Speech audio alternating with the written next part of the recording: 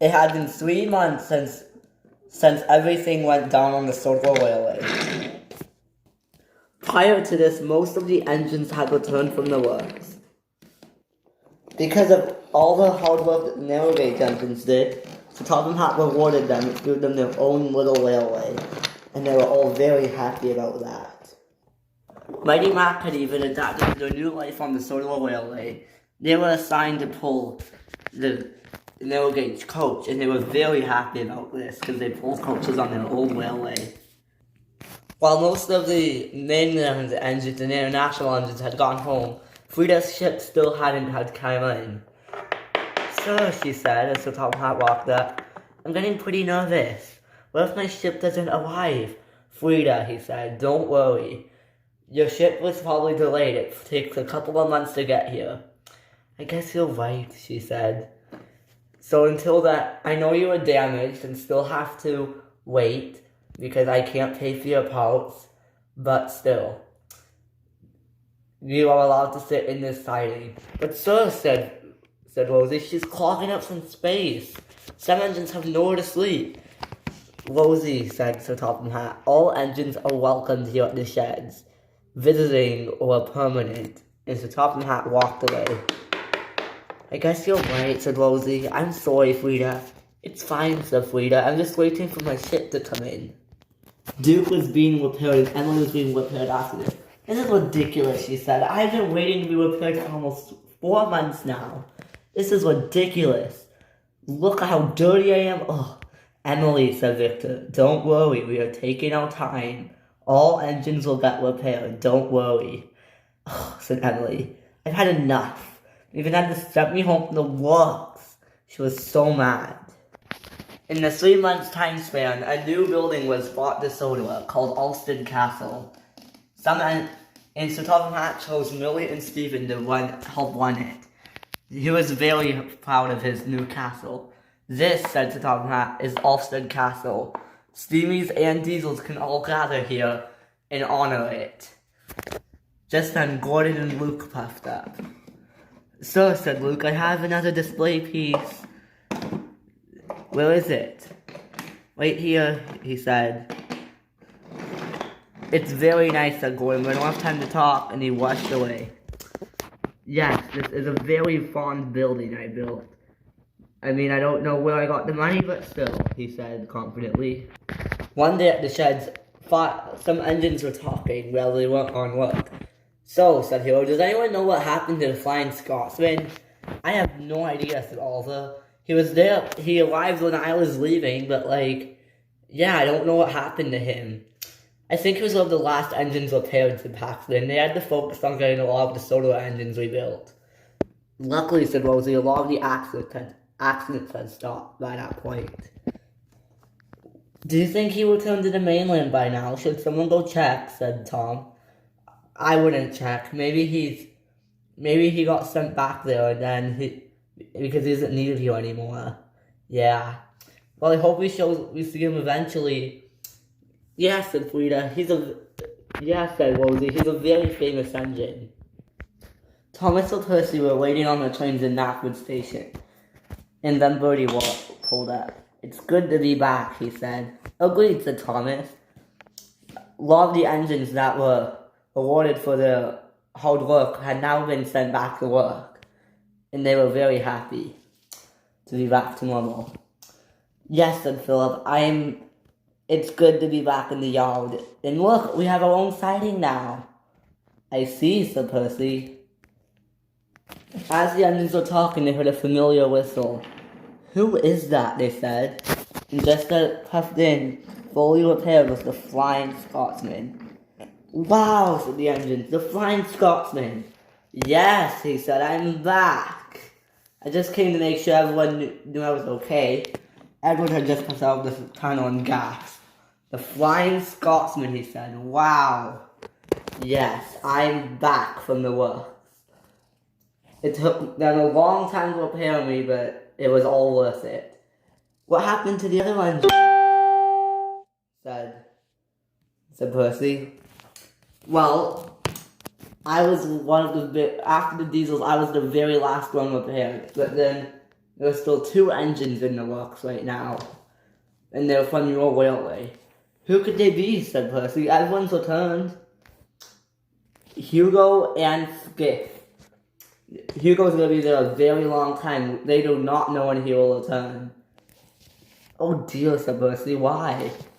They can't find his engine parts and stuff. They have to rely from some other line, his old railway far away. Oh, said Philip. What about Skiff? Skiff, on the meanwhile, was just left. They were just starting on him. Then they realized they ran out of engine parts for him because he's a whaleboat. So they can't finish him. So he'll be left there for a long time too. Oh dear, said Philip. They don't deserve that. Some engine parts are very hard to find, said the Flying Scotsman. But I'm back. Are you staying on Sodor? Said Thomas.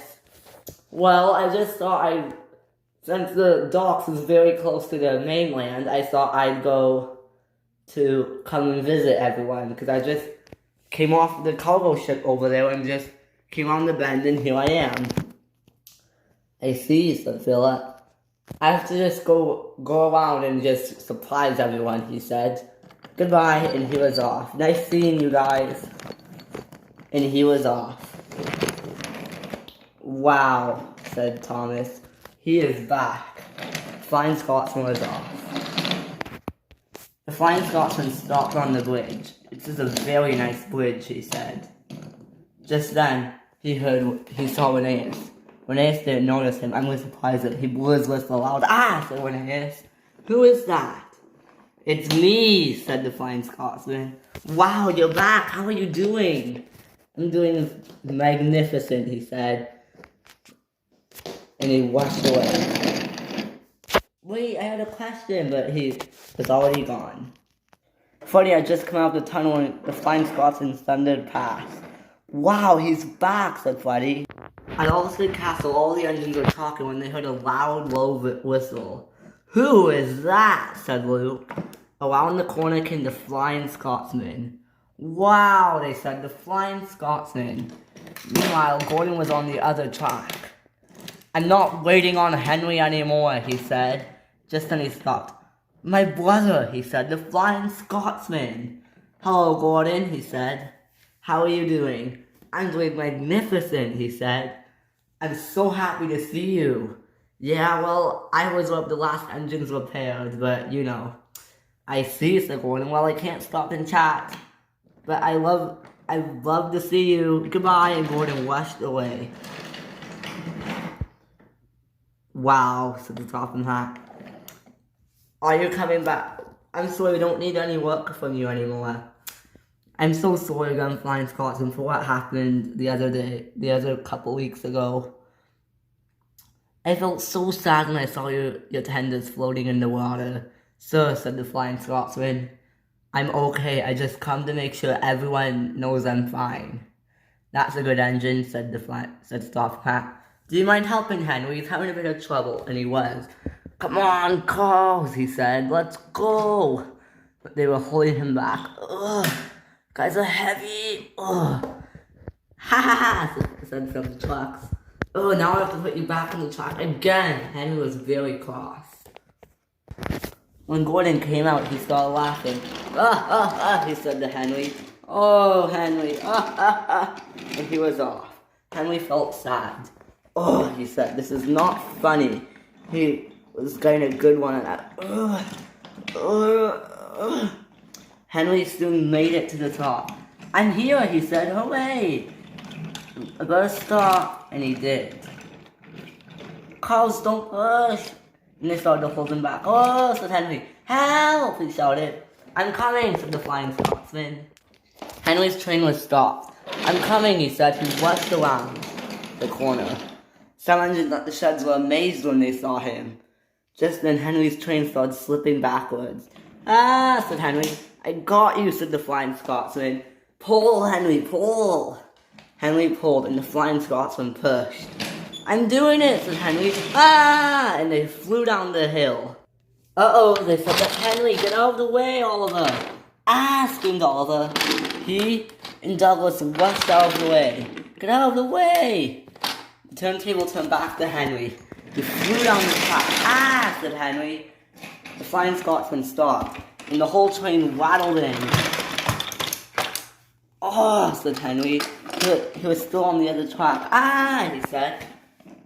Toby! Ah, said Toby.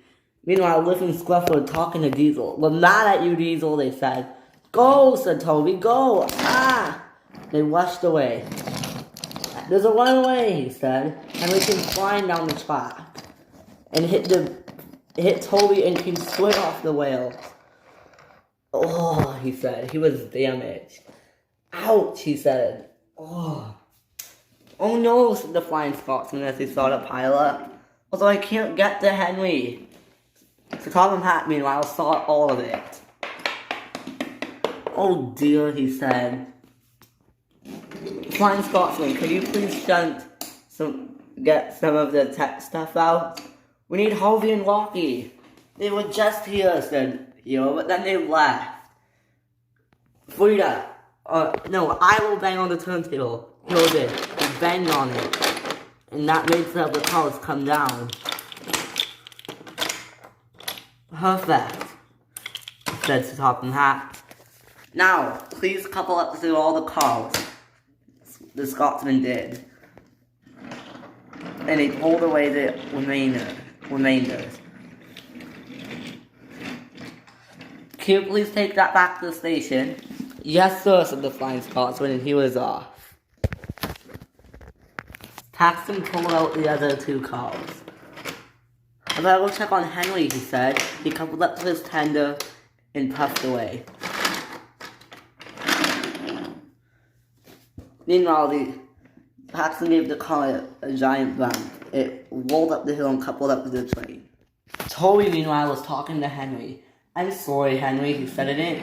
I hope you're okay. Yes, said Henry, I'm fine. Just then, Paxton came in and accidentally hit Toby. Henry's tender came off the track.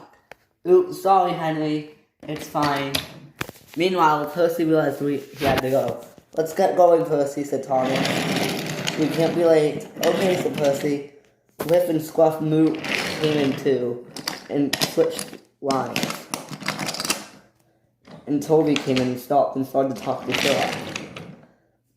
I hope you're okay, Henry. I'm sure the breakdown crane will be here soon. Paxton rushed away. Soon Oliver and Douglas were coming back. We hope Henry was okay. That looked like a terrible crash. Yes, well, it wasn't a good one, said the Talking Hat. Luckily, it's all cleaned up now. We just need to get Henry. Who's gonna pull his goods train, said Douglas. Henry has to go get repaired again after we just came back. Ugh. Hank or Hero, could one of you? They said, who wants to do it, Hank? Do you, Hero? Sure, I'll do it, said Hero. Thank you, Hero, said the Talking Hat. And Hero puffed away. The train was soon waiting for Hero. And here he said, and he coupled up to the train. Thanks, Flying Scotsman, he said. No problem, said the Flying Scotsman. Now the train's gonna be late, you better move. Alright, wait, said Rosie, but Hero didn't hear her. He was off. He was forgetting one of the goods in one of his cars, but he didn't realize this. Hero soon rushed up the hill. I made it, he said. Ugh, these cars are heavy. Yes, they are, he said. Meanwhile, Gordon thundered down the hill. Uh-oh, this is the big viaduct, he said. This is kind of scary. Oh dear, he said. Hopefully I don't fall off. Hero didn't realize that there was a very sharp bend. A sharp bend. He didn't realize this at all. Mighty Max saw this. Uh-oh, they said. This doesn't look good.